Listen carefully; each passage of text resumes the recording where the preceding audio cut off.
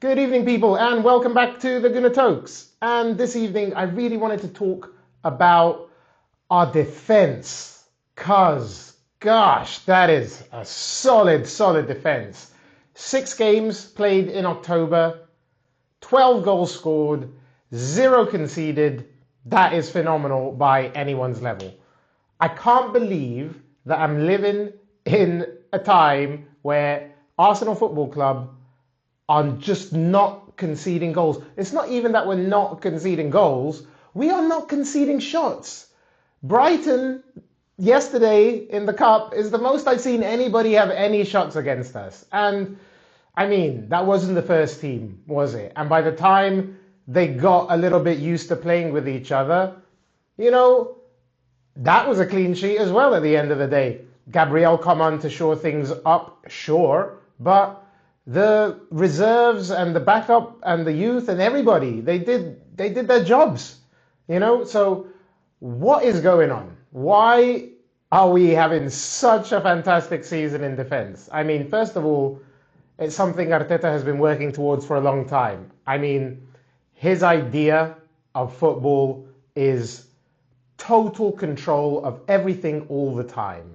That's for him would be the perfect game. Of course, not possible. Football is a game of variables, but that's why you need to control the controllables as much as possible.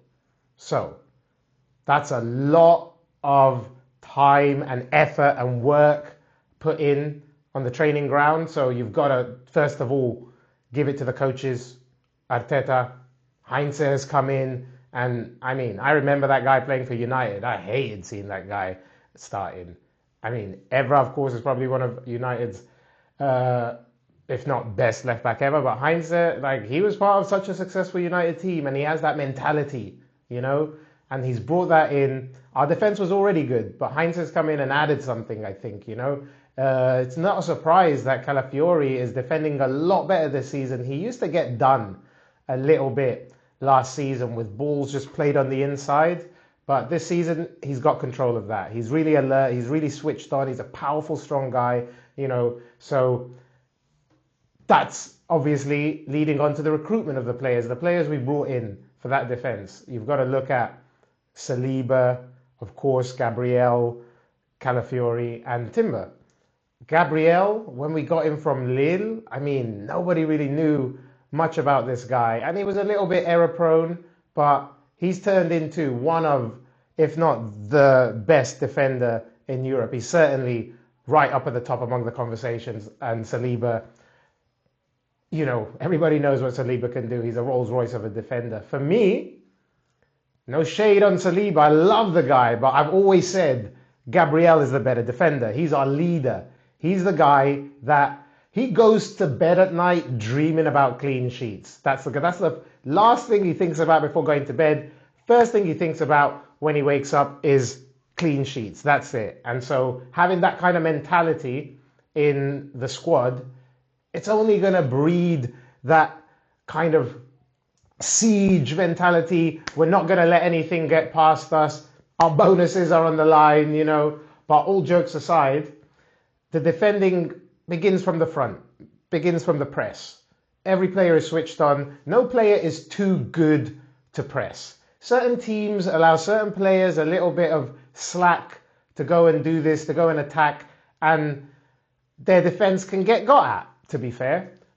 That's not an option when you play for Arsenal. If you're playing for Arsenal, if you want to make it in the first team, if you want to be a regular, you got to put in the hard yards. You got to track back. You got to know your position. You got to get back into position. You've got to cover whoever's stepped out of defense, whoever's moving into another position of the pitch. And we've drilled that so much over the years and that team has been together for so long with, little additions along the way, giving people a chance to acclimatize. And now Calafiori and Timber have a year under their belt, because Timber did miss a year with that awful injury. And that's another thing, for him to come back after missing an entire year of football and to come back at the level he has, it's just incredible. So those guys, super solid defenders.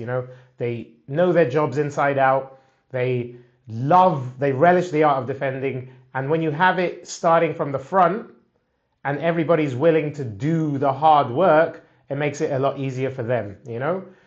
And then that midfield, Zubimendi, I think that signing has been a revelation in the league. He doesn't get the love he should because of the position he plays, I suppose. I mean, he scored those 2 fantastic goals a few weeks ago. He's not really there to score goals, but he has that in his game. What he's there to do is to break up play and control the tempo and know when to give it, know when to hold on to it, know how to hold off a man. He's just phenomenal, incredible in midfield. You know, he's one step ahead. He's always anticipating the danger. Just when you think, oh, something might be happening, he's there to snuff it out. So when you have that kind of protection in front of the back four, who themselves are incredible, by the time the team has broken through those lines, I mean, they're struggling to think of what to do. It's not a surprise that they don't really get a lot of shots off against us because our positioning is great, our work ethic is great, our desire to defend as a team and be a unit is great. Nobody shirks their responsibility. Everybody's there to back up their man. We know someone might go and take a little risk. Skelly might step into midfield. Calafiori might find himself playing centre forward. You know what I mean? And so you've got to be there to back up your mate. You've got to be there to pick up the slack, and you've got to be there to make sure that the team is solid and functioning as a unit. And that's something that we've managed to do pretty much every game this season. 3 goals conceded is insane. I mean, the last time I saw a defense like this, everybody's talking about it now because of how we're looking, you know, Chelsea under Mourinho. They were a pain in the ass, seriously. To get past them, to score, like if you scored a goal against them, you were over the moon. If they scored 1 or 2 goals in a game, you knew it was going to be a long day at the office. You're lucky if you get something out of it. And that's how teams are feeling now when they're coming to play Arsenal. And that's a kind of, you know, fear or worry, if you don't want to be a little bit triggering for some people, that you want the other teams to be experiencing, especially when they're coming to the Emirates. I remember with the Invincibles how teams would be beaten just in the tunnel. You could see them lining up and you could see the faces of the other team and they were like, oh, this is going to be long. When they look and they see Henry, Vieira, Perez, all these boys, Bergkamp, it was just, I mean, if I were them and I saw that, I mean, it's hard to think about getting past a challenge like that. The only team that really gave us, you know, a run for our money during that time was Manchester United, and those battles between Roy Keane and Vieira were epic because they didn't give an inch and they didn't yield at all. And that's what this Arsenal team is like now. You know that they are going to fight to the end. They are going to defend with their lives. They're going to get last-ditch tackles in, and they'll probably score a set-piece goal if they need to. So you know straight away, coming to play Arsenal, if you want to win, you need 2 goals. Because we are probably going to score. To get a 0-0 draw is probably the best thing that most teams hope for when they come to the Arsenal, you know. But once we get a goal, we can shut up shop. We know our defense is there, and we don't really need to worry. The worry is on the other teams, and this is how I want it to be. This is how it should be. I remember how weak mentally Arsenal were as a team, and I hated it so much. People used to take the piss. People used to laugh. It was a nightmare. But those days are gone.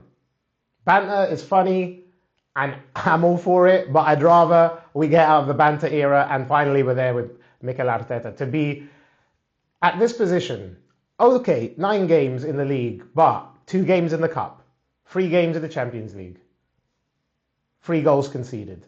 Those are insane stats. So I just wanted to take a minute to just applaud the team.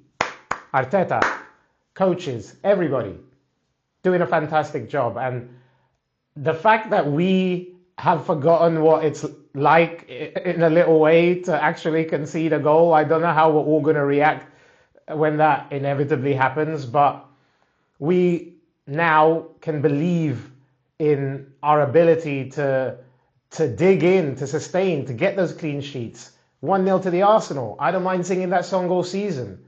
That's what I want. I will happily 1-0 wins, take us to the title. Fantastic. It's been too long. 21 years, 22 years. I've had a child in that time.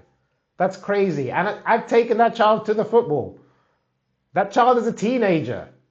So I think it's about time that Arsenal won something, and I think we have the team, we have the squad to win something. This defense is going to be something. It's going to take a lot for teams to break us down, you know? And I would love if this was just an easy stroll this season. I know we're going to have to deal with some difficult times eventually. You know, that's how it is. That's how football is. You know, nothing lasts forever. But I know that if and when that happens, mentally this team can deal with it. And yeah, 3 goals. What's that? 6 games, month of October, clean sheets all round, no dirty laundry in the house. Lovely. Have it. Take it all day long. Listen, just wanted to jump on here, talk about this fantastic October, because I don't know when we're going to see it again, and you've got to enjoy these things when they happen. Remember this October. You'll tell people, do you remember that October we didn't concede nothing, no goal, 0, dubs all the way? It's going to be one of those things to talk about. Trust me. It'll be a pub quiz. Be a pub quiz question one day. Remember it. When was it? October 2025, Arsenal, 0 goals conceded. Hey, thanks for watching, guys. Don't forget, like and subscribe. I'll see you tomorrow for a little bit of, more of this, a little bit of talk in the evening, a little bit of a daily catch-up, daily update. Take it easy. Have a good evening. Take care, people. Bye.